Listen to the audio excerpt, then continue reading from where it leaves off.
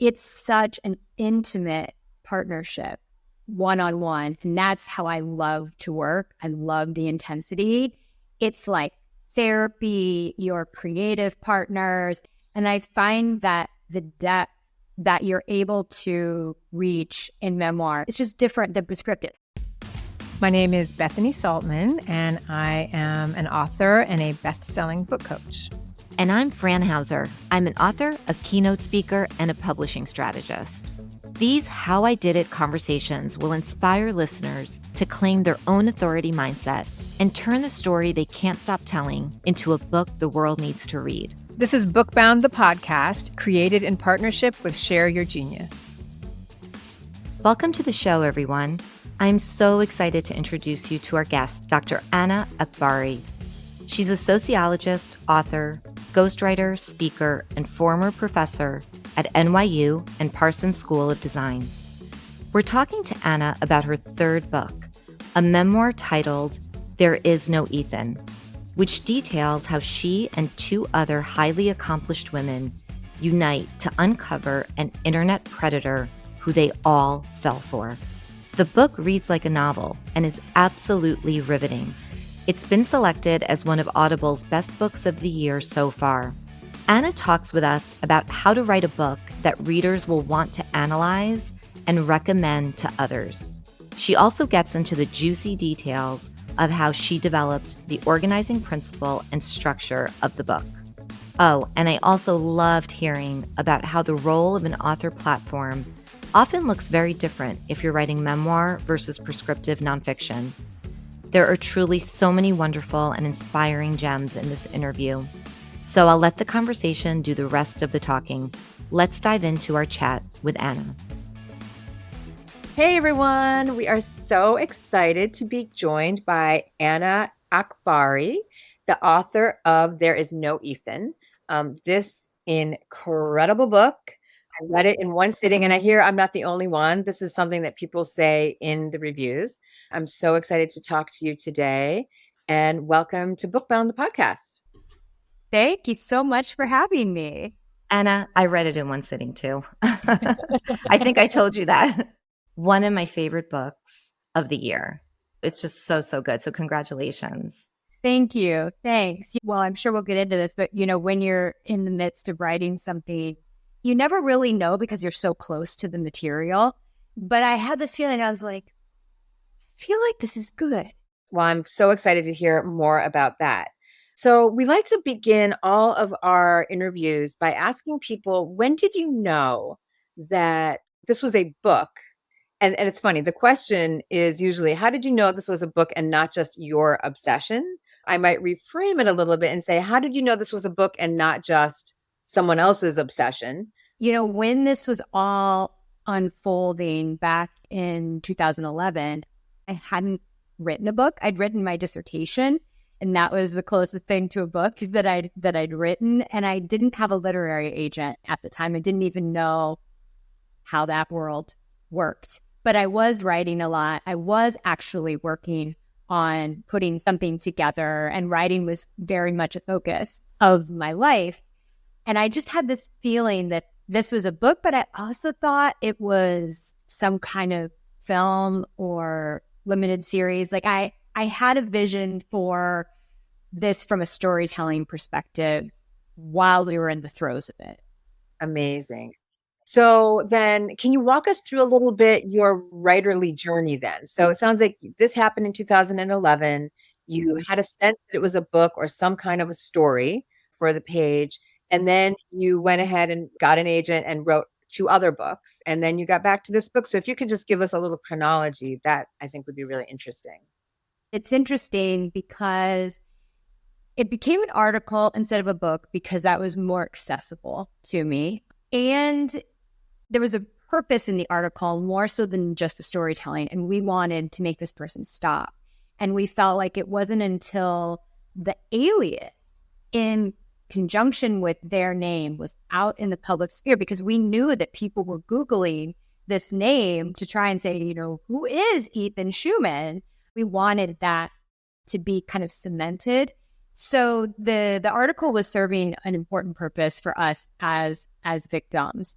Interestingly, The Atlantic was supposed to publish it, and they chickened out at the last minute, which was really upsetting. It ended up running in The Observer. That's a whole other story. But, that was part of the writerly journey as well. And, thinking, okay, it's going to go in this specific kind of publication, and now it's going to something different.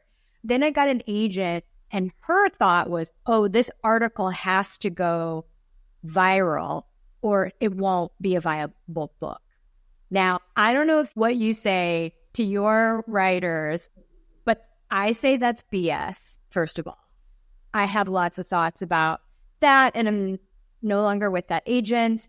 They gave me a shot when I was an unpublished writer, and I'm always grateful for that. But we had a different vision for a lot of, what the possibilities of my writing projects were. So I worked on other projects. And then when I eventually moved over to my now agent back in the end of 2021, I gave her like 4 or 5 different projects that I thought I might want to work on. And this was the one that she said, this is the project.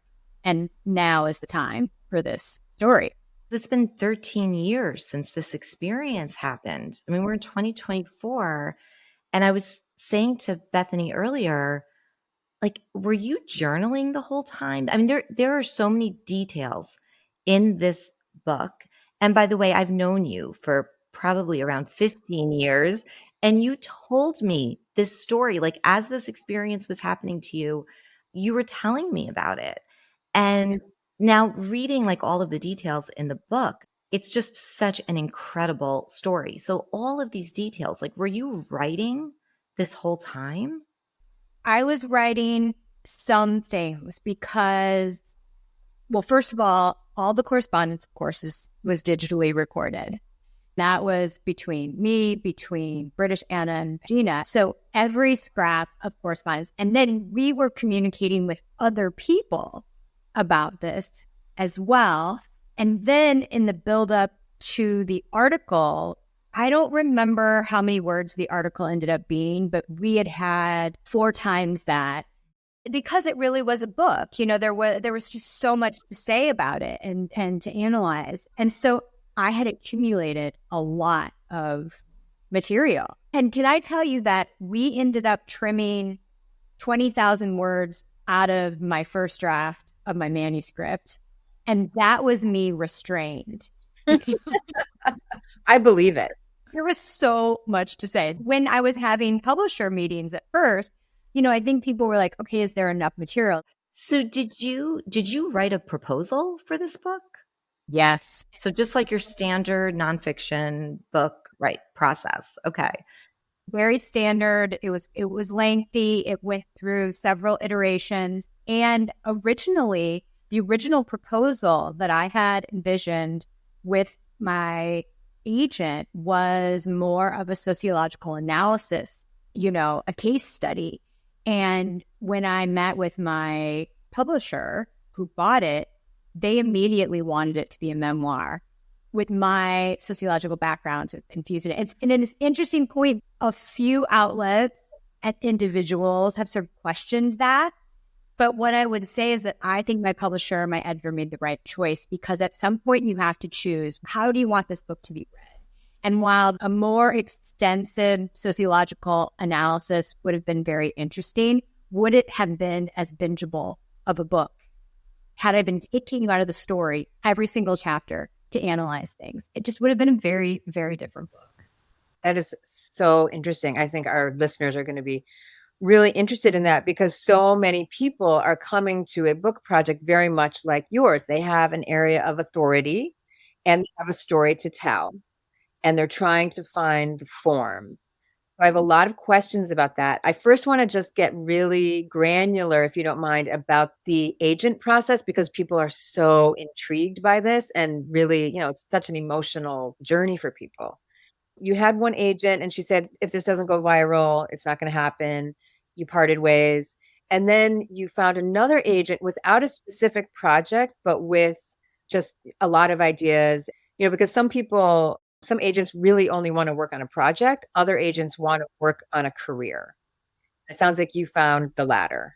They both saw me in terms of the breadth of writing that they felt that I could produce long term rather than just whatever I was coming to them with. And I'm forever grateful that they could see that in me. And especially, my first agent who, as I said, took a chance on me and really said, I think you have several books in you. And I had come to her with a different sort of draft of the manuscript and a lot of writing, and also coming at it as an academic and as a sociologist. And I think that both of them saw that as a real asset. The other thing is they both understand that getting your work published is very hard, and I wanted to write. And so both of them have plugged me in from a ghostwriting perspective as well. And I think that's key because that's also, money in their pocket. So it's kind of like a 2-for-1. And then when you add on the sociological expertise, which from a ghostwriting perspective can be seen as a real asset to collaborate with someone, I think they thought, okay, I'm going to take a chance on this person and then we'll see what they produce. Got it. That's very interesting. Thank you. I have so many questions on the book itself, like the title, how you came up with the title. So maybe if you can talk about that, Anna, and also the organizing principle for the book, like the fact that it's in these 5 parts, because it's really hard to figure out the structure sometimes. Like that can be like one of the hardest parts. So talk to us a little bit about the title and the organizing principle. The title always played with the name. And I was especially interested in the fact that Ethan, and I won't spoil anything for your readers, but there's a similarity in the names. Naming is very significant in this book. And so I was playing around with initials. And as you know, this book is very much about blending fact and fiction and blurring the two and kind of disorienting people by doing that. And so I was originally playing around with that. And then my publisher came back with the sort of there is no Ethan as a variation on it. And I really liked it. And I was still in the writing process. And it became really apparent that that was this phrase that was sort of coming up again and again in the manuscript. And it just made perfect sense. And then we knew that the subtitle needed to be explanatory in some way. And Anna, just so everyone knows, the subtitle is amazing. It's How 3 Women Caught America's Biggest Catfish. So clear. Yeah. Very clear. And there were moments, especially early on, when I was still envisioning it in a more sociological academic perspective, that it was more of a theoretical subtitle as opposed to something that was a precise description. 2 things I've been very happy with this book that is not always the case with other projects is the title and the cover. Sometimes you have more or less control over those 2 things. I don't think people realize this is a collaborative process. And if a publisher buys your book, you get input. But if you're not super famous, you don't always get the last word on everything. And it's true. The title and the cover seem to be the 2 things where there's always like the most tension. That's what I've heard from my agent as well. My agent said once, she's like, that's usually when I have to get involved, like when I have to come back into the process. I'm in the process of collaborating on a celebrity memoir that'll be out next year. And we have been trying to finalize the title for seemingly months now. And it has been a really intense process because there's just so much at stake. Well, it's really interesting. The way we just finished an accelerator with 28 women, and we talk about title as the first part is a guiding image, metaphor, or trope. And the second part is a value proposition. It's a promise to the reader. And your title is a perfect example because the trope of there is no Ethan is the entire book. And it's something that you can really dig into, and it's concrete enough, but it has so much, it's so dynamic. So I just love that. And the cover is brilliant. It's so good. They came out with something, and I was actually really thrilled. This was kind of a small thing, but I think your authors might appreciate hearing this. So some of the first people to read your manuscript are actually the cover designers. And other than your editor, maybe your agent, and they already have skin in the game and they're already sort of invested. But these designers, they have to read all these things. They don't have to like it. And my editor shared with me that they both raved about it, which she noted to me was very rare. And one of them, her sister happens to be a producer, and she immediately kind of gave her a heads up about the book as well. And so this was this like small but significant early feedback that I started to pay attention to and get really excited about, because these were neutral people who did not have to, they got paid to design it, but they didn't have to like it. So exciting. Let's talk a little bit about organizing principle now. I would love to hear more about that. It kind of stems actually back to the original title that I had been playing with. And it was all this idea of, who is Ethan? How do you become Ethan? What defines Ethan? And each section was sort of a progression of that. And I know I'm speaking sort of in the abstract, but this was the original.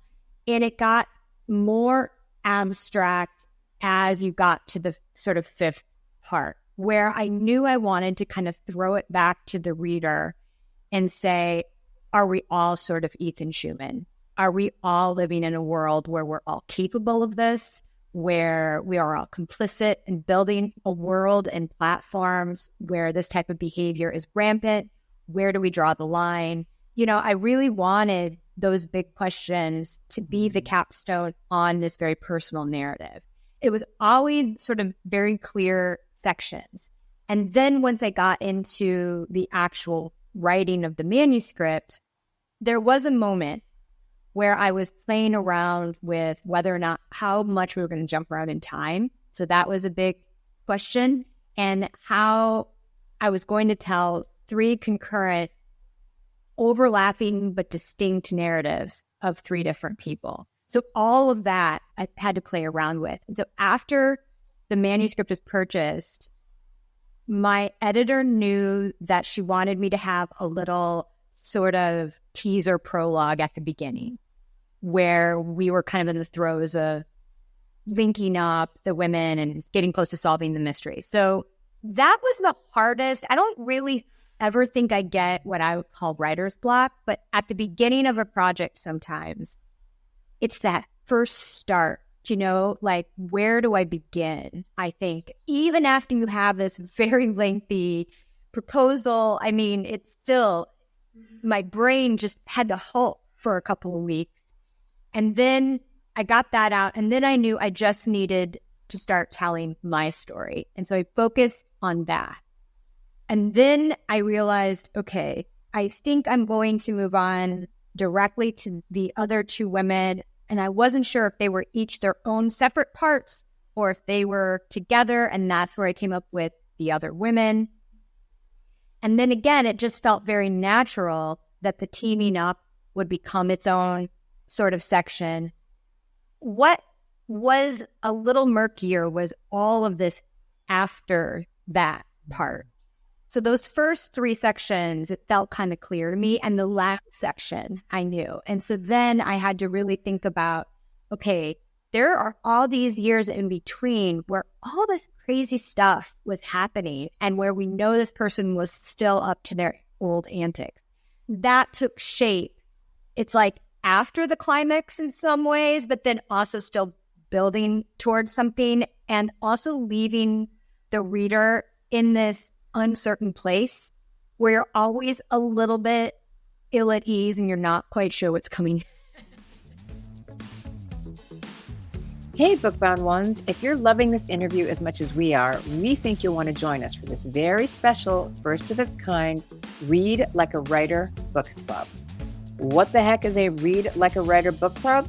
I'm so glad you asked. This idea came to us after working with so many aspiring authors who were still reading books like a reader, liking this, not liking that, instead of studying successful books for lessons in how to weave their own stories into clear structures or develop frameworks that really change people's lives.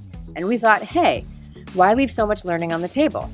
Then we realized that we have this incredible archive of author interviews. Yes, this very podcast. And so we put it all together and said, hey, let's host a Read Like a Writer book club.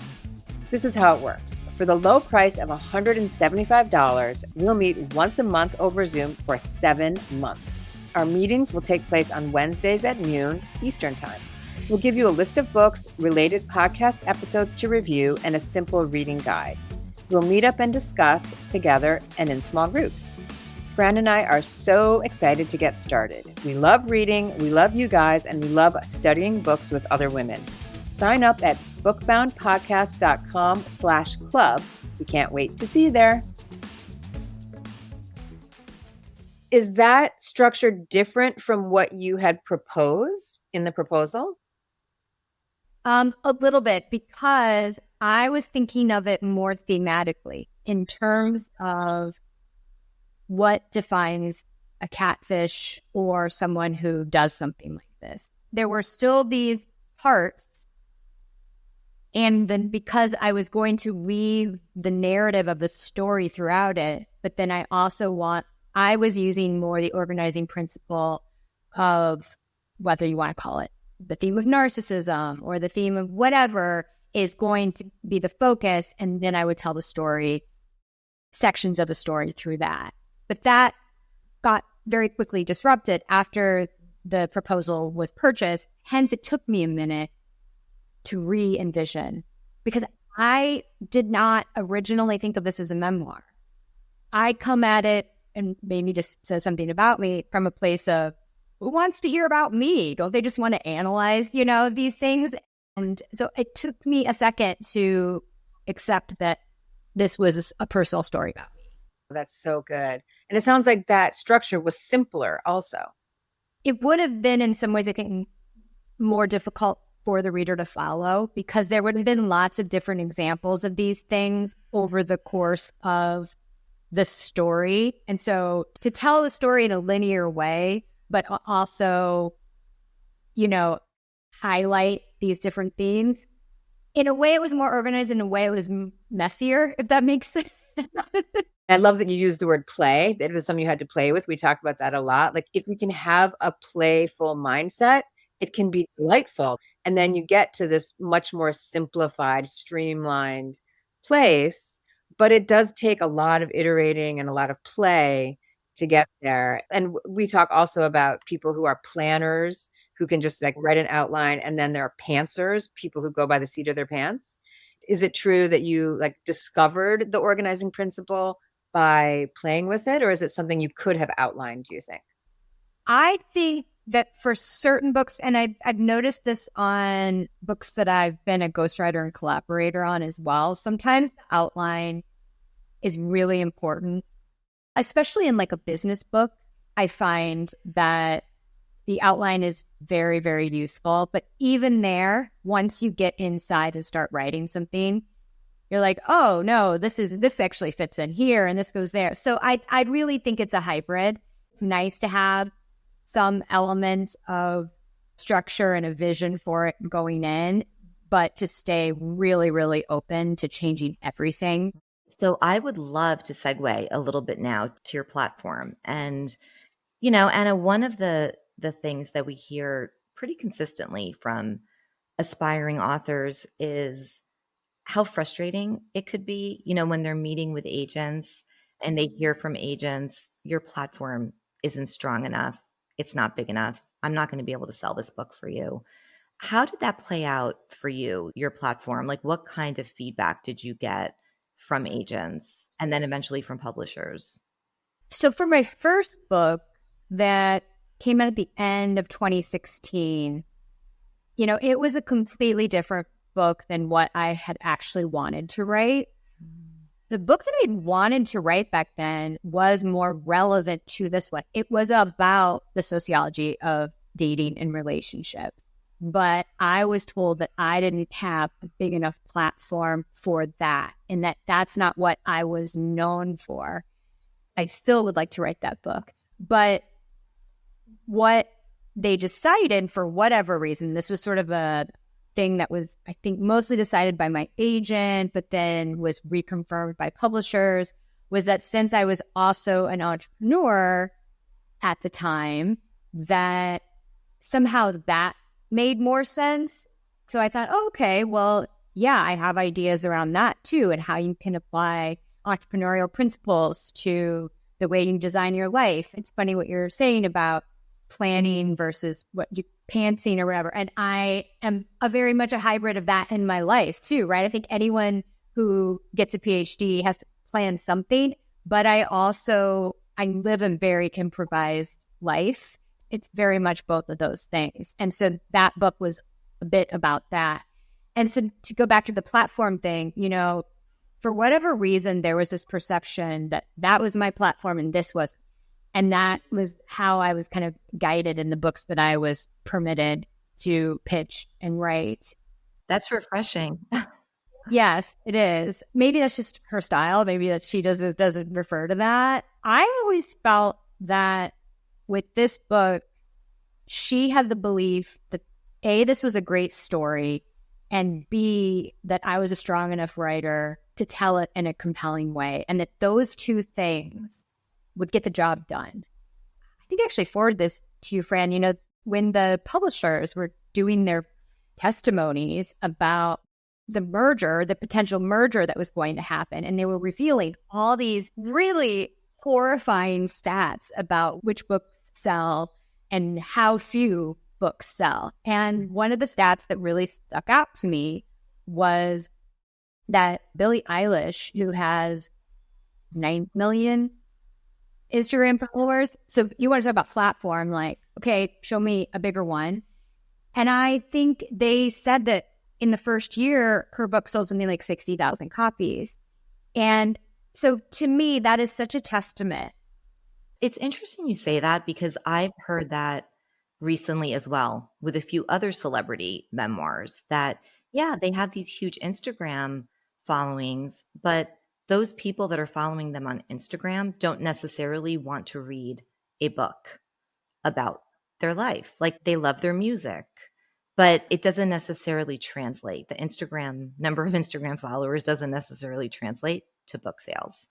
I also do wonder if there's a different approach that agents take between more prescriptive books and memoir. Like, I feel like the other two books that you wrote were more prescriptive, and maybe platform was more important for those books. Whereas with memoir, it's the story that leads. It's the writing, and if it's a compelling enough story, then what you hope is that people are going to read it. They're going to tell their friends. I'd be curious to get your thoughts on that. Maybe there's a difference there between those two types of nonfiction. I absolutely think there is. And I remember my first agent always saying that memoir is the hardest category because it is pure writing. I mean, essentially, you're writing a novel. It just happens to be true.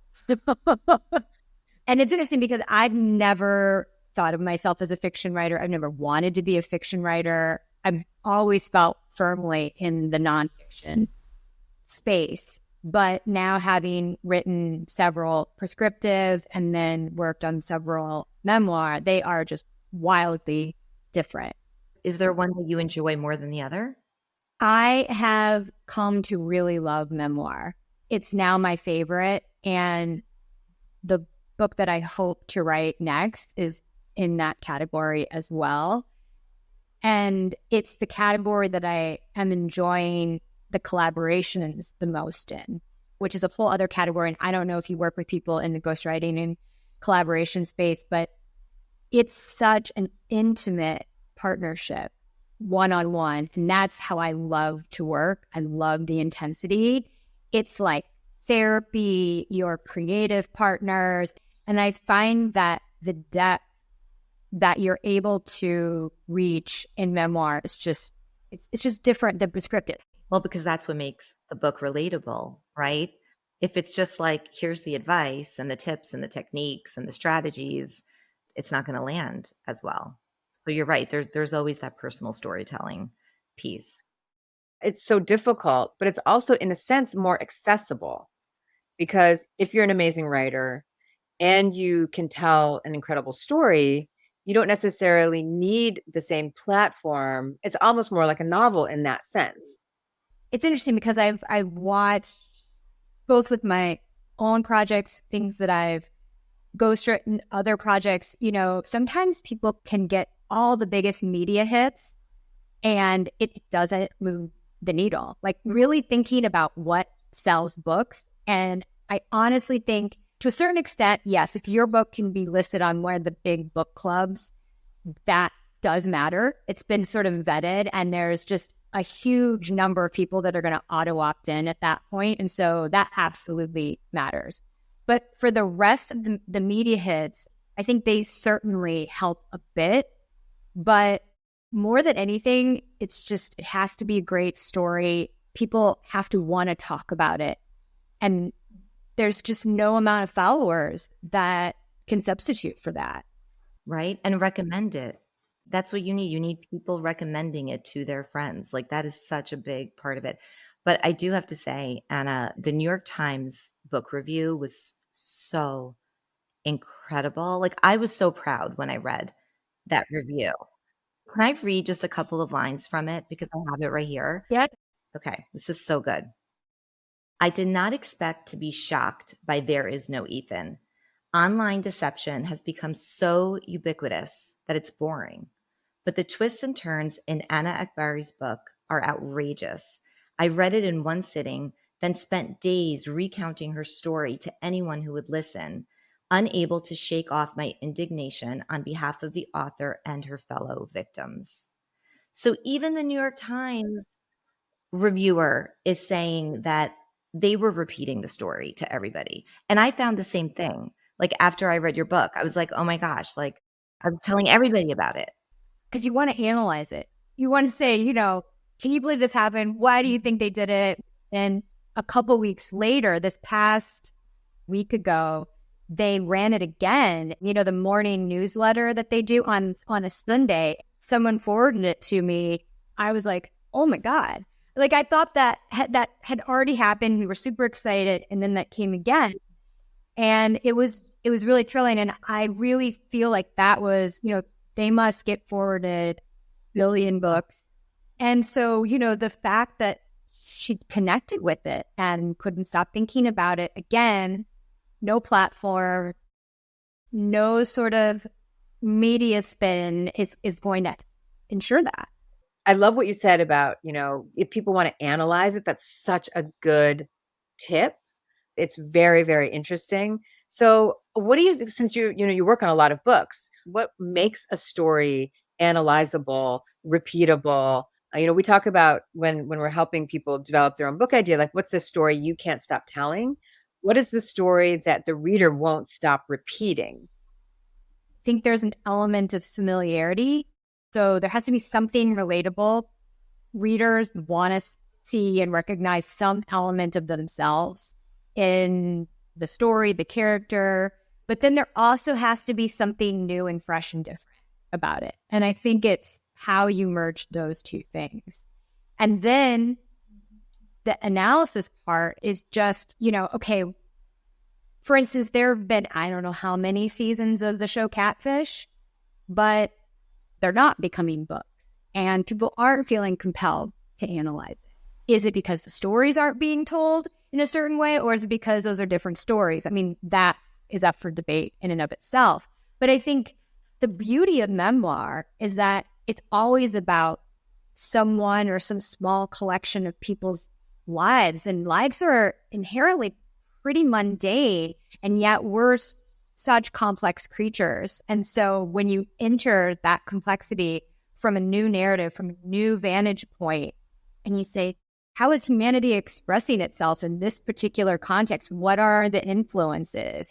Can I relate to that? Have I had a similar experience? So I'll give this example of this book. Is I certainly felt that people would relate to the exhaustion of online dating, the confusion around it, what I hadn't fully appreciated until the early readers started reading it is that women in particular who had never online dated but had had toxic relationships were really connecting with this book.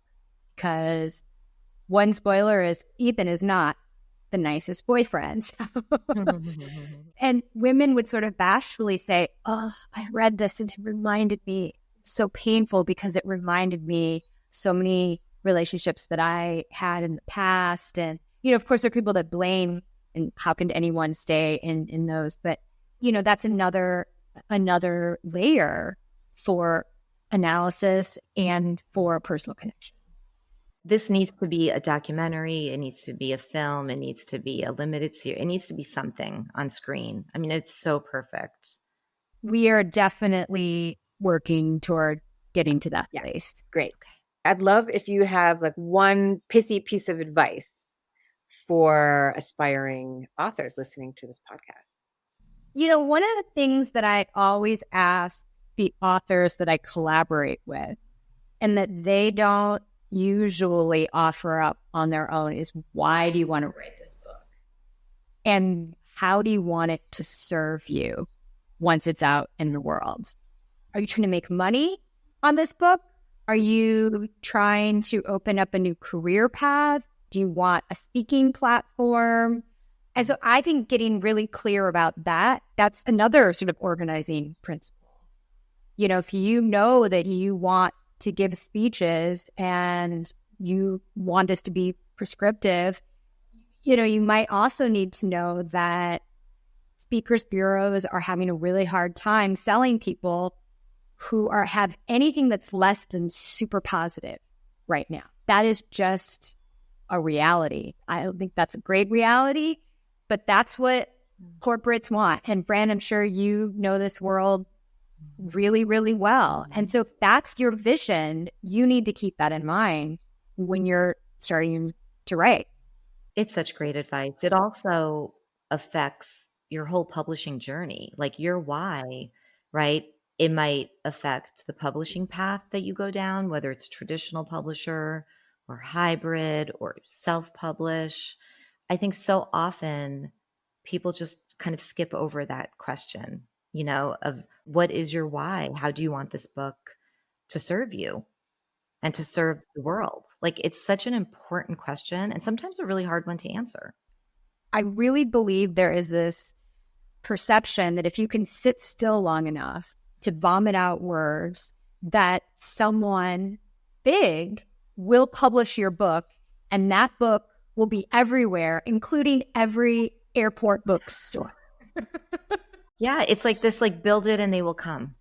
It minimizes how difficult it is for so many people to think like that. And, I have collaborated with several people who just completely took for granted that they would need an agent, that a traditional publisher wouldn't think that they're brilliant, and that this was the idea that the world needed and that they would take a chance on them and give them a 6-figure advance, and that this book would be everywhere. I mean, these are very hard conversations. If it isn't, say, a celebrity through my agent and it's someone else that comes to me, I always give them that hard truth to start with.